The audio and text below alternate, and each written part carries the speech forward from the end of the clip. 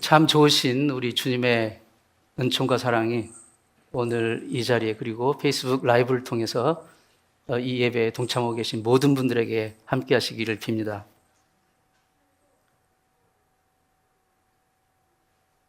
방송국에 새로 입사한 새내기 아나운서가 있었는데 처음으로 생방송 야구 경기를 이제 중계하게 됐어요. 생방송은 처음이기 때문에 매우 긴장되고 그리고 스트레스를 받았습니다. 그런데 공교롭게도 경기가 시작하자마자 엄청난 이 소나기 폭우가 내려서 결국 경기가 취소되게 됐어요. 그래서 이 아나운서가 이제 이 클로징 코멘트를 해야 되는데 너무 긴장한 나머지 이 말이 꼬이고 말았어요. 오늘 내리기로 한 소나기는 프로야구 경기로 인해서 취소되었습니다. 너무 긴장하고 마음이 쫓기면 평소에는 아주 간단하게 처리할 수 있는 일도 그 실수를 주눅이 들어서 실수를 할 수가 있는 것입니다. 반대로 아주 가난한 쥐 부부가 있었어요. 그런데 그 쥐 부부는 매우 여유가 있었어요. 마음에. 어느 날 남편 쥐가 부인 쥐에게 이렇게 물었습니다. 여보, 우리 양식이 얼마나 남았어?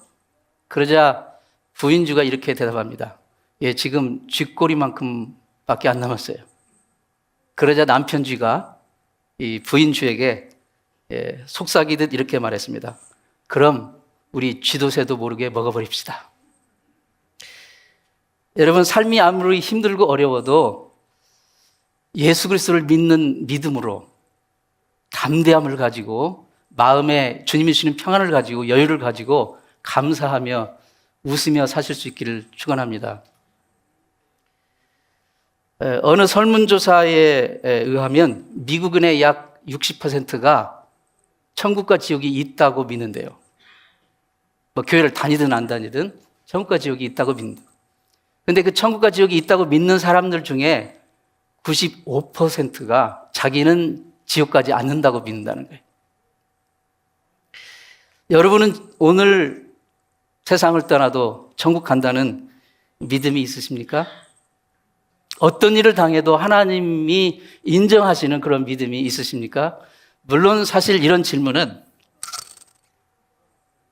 그렇게 큰 의미가 없어요. 천국을 우리는 가봐야 되는 거니까.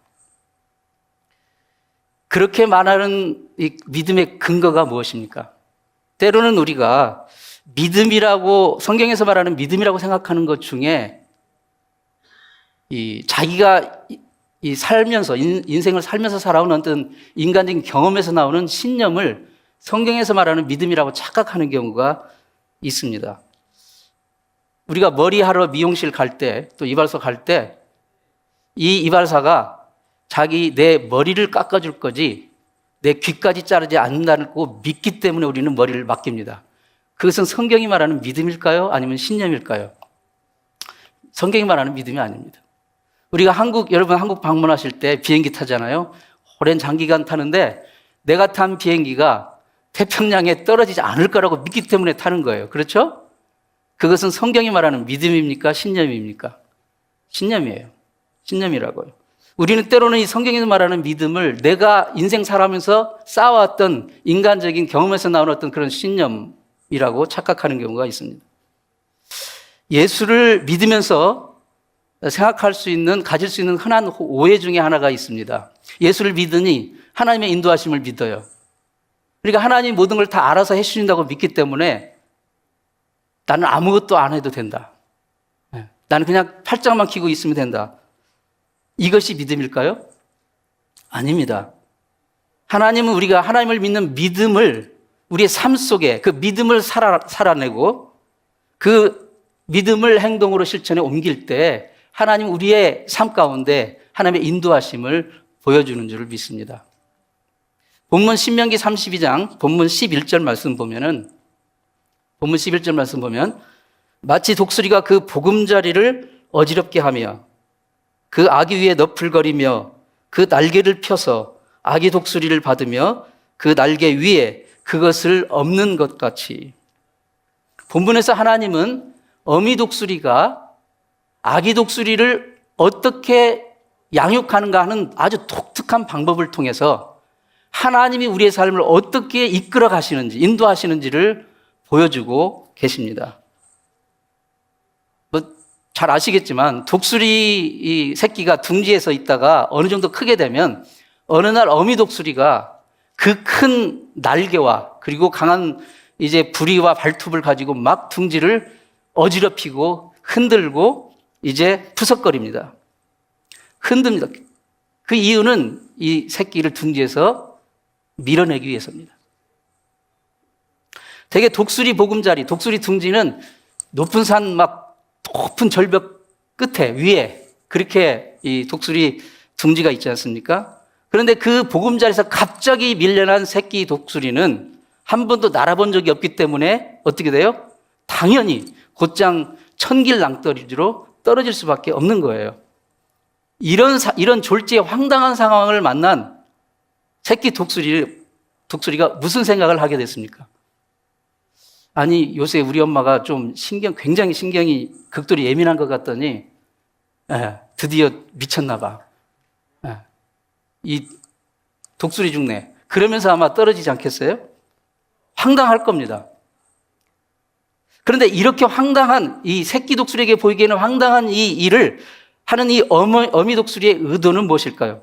이런 독특하고 극적인 방법을 통해서 자기 새끼가 보금자리만 차지하고 앉아있으면서 뒹굴면서 엄마가 갖다주는 벌레만 따박따박 받아먹는 그런 유약하고 의존적이고 무능한 독수리가 아니라 창공을 홀홀 힘차게 날면서 제 구실을 다하는 강력한 강건한 독수리로 만들기 위한 그런 뜻이 있는 것이죠.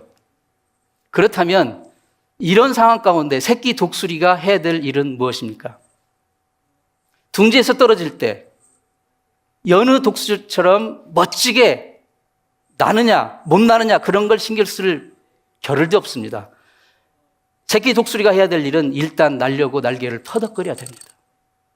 죽을 길을 살고 날개를 퍼덕거려야 돼요. 물론 날아본 적도 없고 어떻게 나는 줄도 모르고 어떻게 날개를 사용하는지도 모르기 때문에 몇 번 퍼덕거리다 그냥 뚝 떨어질 거예요. 그러면 뚝 떨어지다 보면 어느새 어미 독수리가 와가지고 이 새끼가 바위에 바닥에 부딪혀서 죽기 전에 그것을 탁 낚아채가지고 다시 위로 올라갑니다. 이렇게 하는 것을 몇 번이고 몇십 번이고 아니 몇백 번이고 할 것입니다. 어미 독수리는 지금 새끼와 번지점프 놀이를 하고 있는 게 아니에요. 어미 독수리는 지금 새끼에게 독수리로서 죽느냐 사느냐 하는 이 문제를 가지고 훈련하고 있는 것입니다. 새끼에 대한 어미새의 이 바람은 당장 멋지게 잘 못 날라도 괜찮아요. 죽을 힘을 다해서 날갯짓을 하라는 겁니다. 날갯짓을 하라는 거예요. 그렇게 계속 날갯짓을 하다 보면 어느 순간 날개 근육에 힘이 붙고 그리고 바람을 이용할 줄 아는 법을 스스로 터득하게 되고 스스로 창공을 헐헐 날 수 있게 되는 것입니다. 그것이 바로 둥지에서 새끼를 밀어내는 어미 독수리의 뜻입니다. 우리가 예수를 믿고 이 땅에서 신앙생활을 하는 그것이 바로 이와 유사하지 않은가 그렇게 생각을 해봅니다. 우리가 믿음의 날갯짓을 막 바닥거리면서 하려는 그것을 마치 하나님을 온전히 의지하지 못하는 불신앙이라고 착각하기가 쉽습니다. 그래서 코가 석전화 빠져가지고 내 주여 뜻대로 행하시옵소서 막 슬프게 읊조리면서. 근데 그게 아닌 것이죠. 정말 신앙생활이라는 것이 무엇일까요? 신앙생활이라는 것은 하나님을 믿는다고 하나님께 모든 것을 다 넘겨버리고 그냥 덤프를 해버리고 하나님께 모든 걸 넘겨버리고 나는 아무것도 하지 않고 꼼짝하지 않고 나는 조금도 변화되려고 하지 않고 그대로 있는 것. 그게 아니라는 것입니다. 믿음은 막연한 감상이나 느낌이 아닙니다. 믿음은 엄연한 냉혹한 삶의 현실과 매일매일 대면하면서 살아가는 생명의 역사입니다. 생명은 계속 움직이고 일하고 자라고 성장하고 열매를 맺는 것이 생명입니다. 그래서 언젠가는 정말 자기 새끼 독수리를 양육할 수 있을 정도까지 성장하는 바로 그것이 우리의 믿음의 생활이라고 할 수가 있습니다. 영어로 현재라는 말을 present라고 하죠. 그런데 선물도 영어로 뭐라고 합니까? 물론 기프트도 있지만 present라고 합니다. 그렇죠? 그러니까 현재라는 이 시간은 하나님이 나에게 주신 귀한 선물이라고 우리가 해석할 수가 있어요. 하나님이 주신 현재라는 이 선물을 가지고 우리가 예수님을 믿는 믿음의 날갯짓을 계속 하면서 매일매일 한 걸음 한 걸음 저 천국을 향하여 나아가는 것, 그게 바로 우리의 신앙생활이고 우리의 믿음의 길이고 우리가 이 세상을 살아가는 성도의 길인 것입니다. 이 세상에서 우리가 살아갈 때 우리가 사는 것은 사실 현재밖에 없습니다. 과거는 우리 기억 속에 이미 묻혀버렸어요. 그렇죠? 미래는 우리 상상 속에만 있어요. 우리가 사는 것은 오직 현재밖에 없습니다. 그럼 그 현재라는 시간에 우리가 해야 될 일이 무엇입니까? 저나 여러분이나 여러분의 현실의 삶, 여러분의 현재의 시간은 무엇이 있습니까? 즐겁고 기쁘고 모든 것이 everything okay, 모든 것이 내 뜻대로 되어지고 있습니까? 반대가 많을 것입니다. 난관이 있고 도전이 있고 어려움이 있고 아픔이 있고 이것이 있을 거예요. 그럼에도 불구하고 현재라는 이 하나님이 주신 소중한 선물이라는 이 시간에 우리는 믿음의 날갯짓을 계속하는 것입니다. 왜냐하면 날갯짓을 멈추는 순간 우리는 추락할 수밖에 없는 거예요. 성경에 나오는 수많은 믿음의 우리 선조들도 이 믿음의 날갯짓을 계속 했던 사람들입니다. 위대한 믿음의 사도 바울, 그분은 누구보다도 엄청난 하나님의 은혜를 경험했고 그 하나님의 은혜를 정말 평생 붙잡고 살아갔던 사람입니다. 그런 사도 바울이 그 어려운 복음 전도의 사역을 감당하면서 어떻게 믿음의 날갯짓을 했는가 우리가 찾아볼 수 있어요. 바울 사도가 2차 전도 여행 때 소아시아를 통과하게 되었어요. 지금의 터키 지역이죠. 그 통과할 때 믿음의 날갯짓을 하고 있는 것을 우리가 보게 돼요. 그가 그 믿음의 날갯짓을 정말 힘쓰고 애써서 할 때에 하나님의 특별한 인도하심을 보여주는 장면이 나옵니다. 사도행전 16장 7절 말씀인데요.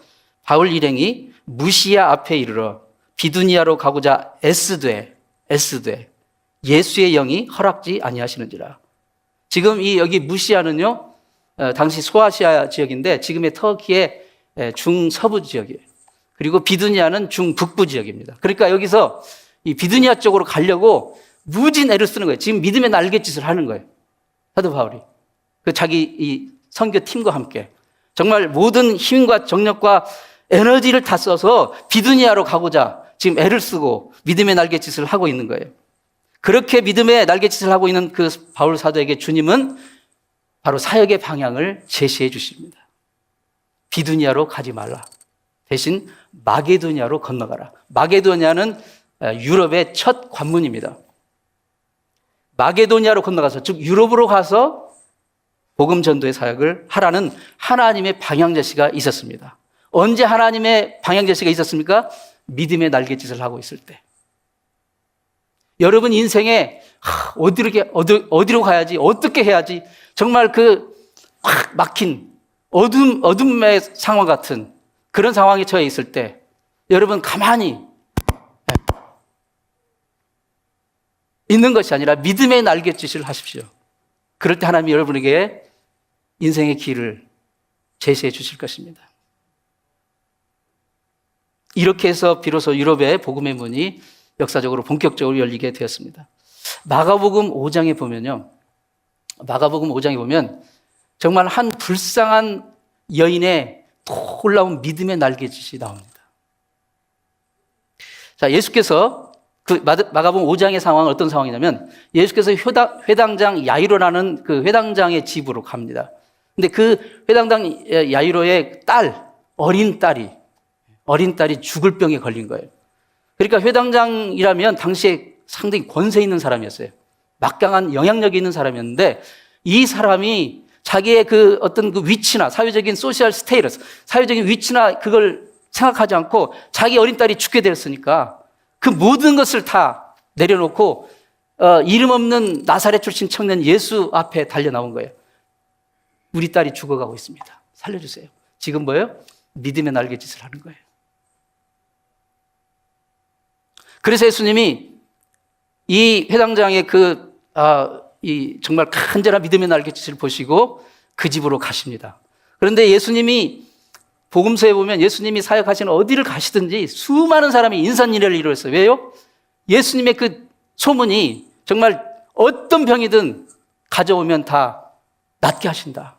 그리고 정말 어떤 그 보통 바리새인이나 사두개인이 전하는 어떤 그런 교훈이 아니라 권세 있는 새 복음을 전한다는 그런 소문을 들었기 때문에 수많은 사람이 예수님 가시는 곳마다 인산인해를 이뤘어요. 그날도 예의가 아니었어요. 그날도 지금 야이로의 집을 향해서 가고 계시는데 수많은 무리가 따랐어요. 그러니까 막 부딪히고 했겠죠. 그런데 바로 그 행렬 가운데 갑자기 어느 여인이 예수님께 다가왔어요. 사람들은 모르죠. 막 이렇게 막 위협사에 있으니까. 그리고 이 여인이 예수님의 옷자락을 만졌어요. 옷자락을. 누구도 모르게. 근데 그 여인은 보통 사람이 아니었어요. 이 여인은 12년 동안이나 몸에서 출혈이 나고 멈추지 않는 바로 유출병 중에 하나인 혈루병에 걸린 여인이었어요. 구약의 레위기의 정결예법에 의하면 유대인들이 절대 가까이에서는 안 되는, 접촉해서는 안 되는 부정한 것들의 명단이 나와요. 목록이 나와요. 수많은 그 부정한 것의 목록이 나오는데 그 중에 대표적인 몇 가지가 뭐냐면 죽은 짐승이나 사람의 사체는 부정해요. 그것은 만져서는 안 돼요. 그 다음에 이 한센병, 그때 당시 이제 문둥병 부정하게 봤어요. 그리고 유출병. 그러니까 오늘 이 혈루병 걸린 여인도 그 유출병의 하나죠. 이러한 것들은 부정하기 때문에 가까이 해서도 안 되고 만져서도 안 되고 접촉해서도 안 돼요. 왜냐하면 내가 접촉하는 순간 나도 부정한 자가 되기 때문에. 그게 유대인의 그 정결 예법에 되어 있어요. 왜 그러냐면 여러분 이 개똥을 깨끗하고 하얀 휴지로 닦는다고 해서 개똥이 깨끗해지는 게 아니라 오히려 휴지가 더 더럽혀지기 때문이에요. 부정한 것이 무엇이냐에 따라 달라요. 하지만 짐승이나 사람의 죽은 사체 같은 경우에 접촉하게 되면 그 접촉한 사람은 7일 동안 부정하게 되어 있어요. 7일 동안. 말하자면 이 접촉한 사람은 7일 동안 공동체에서 분리돼요. 집 밖에 나가서 7일 동안 머물러야 돼요. 그리고 돌아오는 그 전날 저녁에 온몸을 깨끗하게 목욕을 하고 입었던 옷을 흐르는 물에 깨끗하게 빨아야 돼요. 그리고 그 다음날 공동체에 합류할 수 있는 거예요.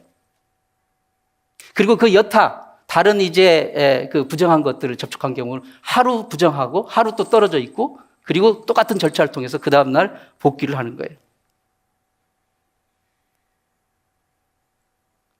이러한 이 유대인의 정결예법의 맥락에서 보자면 오늘 이 혈루병 걸린 여인, 이 여인은 그 부정한 것의 목록에 속하는 거예요. 그렇기 때문에 이 여인은 부정한 여인이에요. 이 여인이 의도적으로 예수께 다가와서 예수님을 터치했어요. 그러면 유대인의 정결예법에 의하면 예수님은 최소한 하루를 부정하셔야 돼요.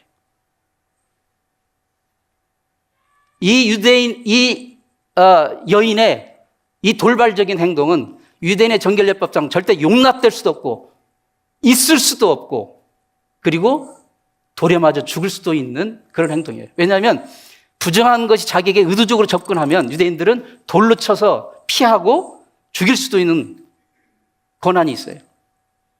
그렇기 때문에 이 여인의 돌발적인 행동은 있을 수도 없고 용납될 수도 없고 돌에 맞아 죽을 수도 있는 무서운 행동이었습니다.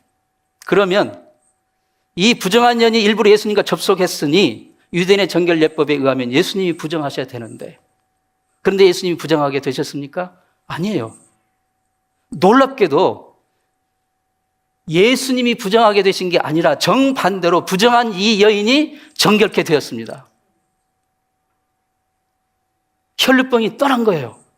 이것을 어떻게 설명할 수 있습니까? 구약의 제사에 레위기의 제사법에 보면요.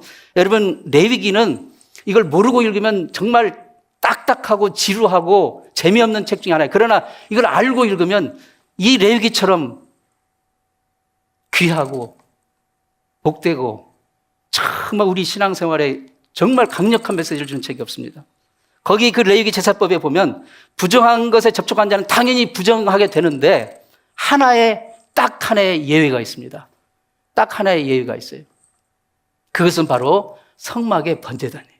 성막에 가면 번제단 있잖아요. 성막들에. 출애굽기 29장 37절 말씀 보겠습니다. 출애굽기 29장 37절. 우리 다 같이 한번 읽습니다. 시작. 내가 7일 동안 단을 위하여 속죄하여 거룩하게 하라. 그리하면 지극히 거룩한 단이 되리니 무릇 단에 접촉한 것이 거룩하여 지리라.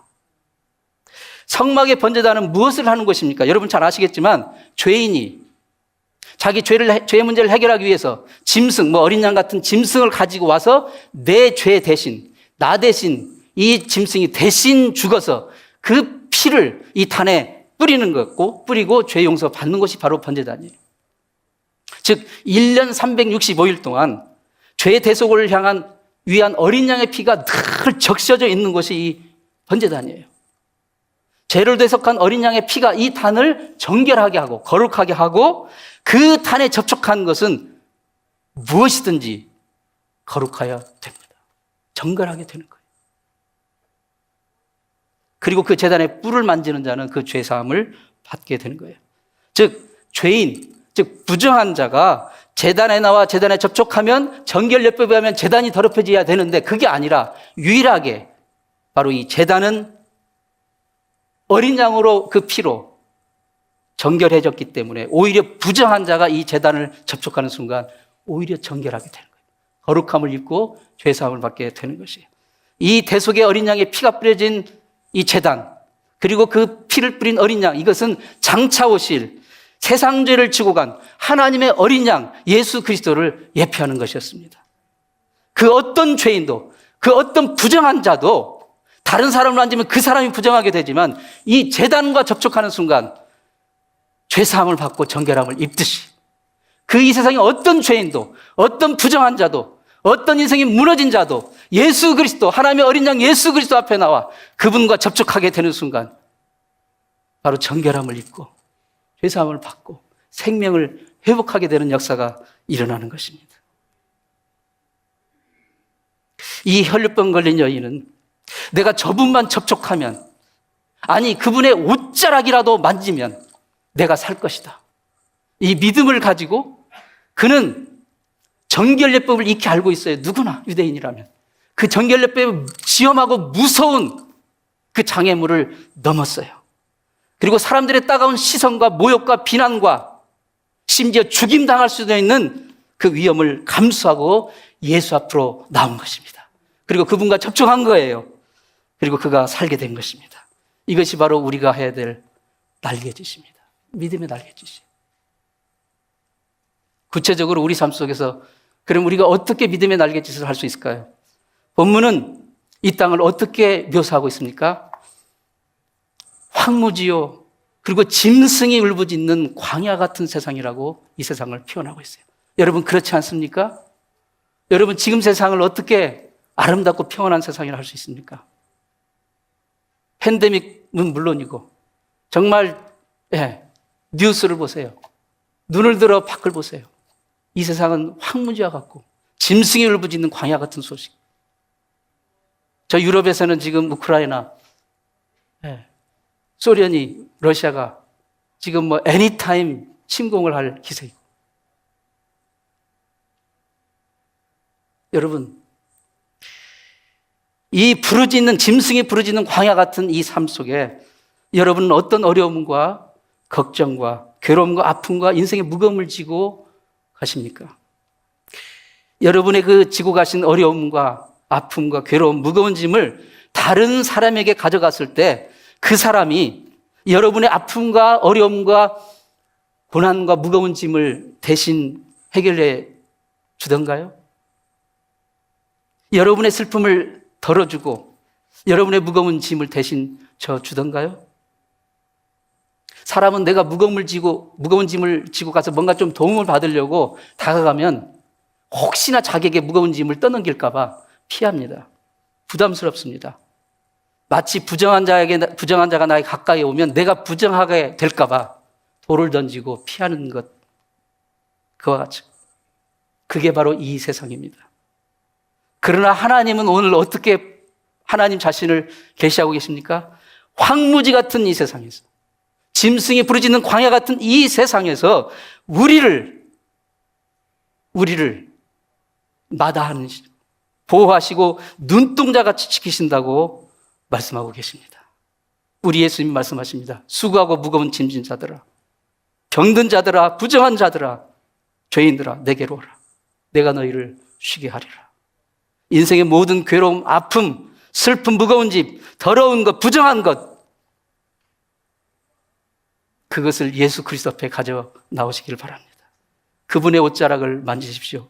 그분과 접촉하게 하십시오. 그게 바로 우리가 살 길입니다. 그게 바로 우리가 해야 될 믿음의 날갯짓입니다. 독일 속담에 바느질을 시작하세요. 그러면 하나님이 실은 계속 대주실 겁니다.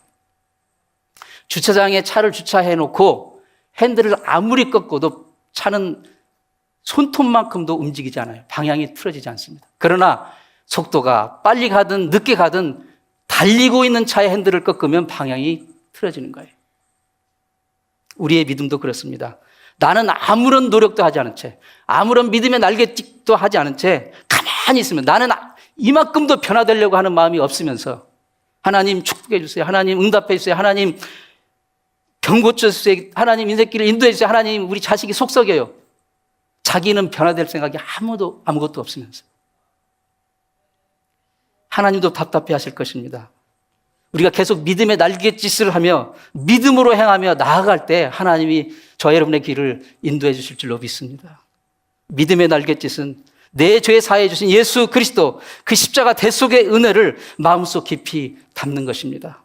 믿음의 날갯짓인 주님이 주신 구원의 기쁨으로 인생 살면서 우리 삶 가운데 다가오는, 도전해 오는 모든 괴로움과 슬픔을 이겨내는 것입니다. 믿음의 날갯짓은 믿음으로 기도하는 것입니다. 날 구원하신 하나님을 예비하며 찬양하는 것입니다. 하나님의 말씀 붙잡고 말씀의 명령을 매일매일 삶의 현장에서 살아내는 것입니다.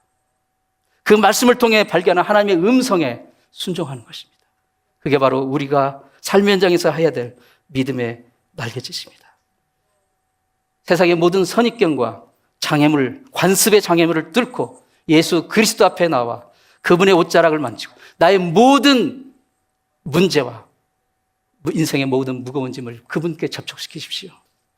거기서 진정한 생명의 역사가 시작될 것입니다. 이게 바로 우리가 해야 될 믿음의 날갯짓입니다. 다 같이 기도하시겠습니다.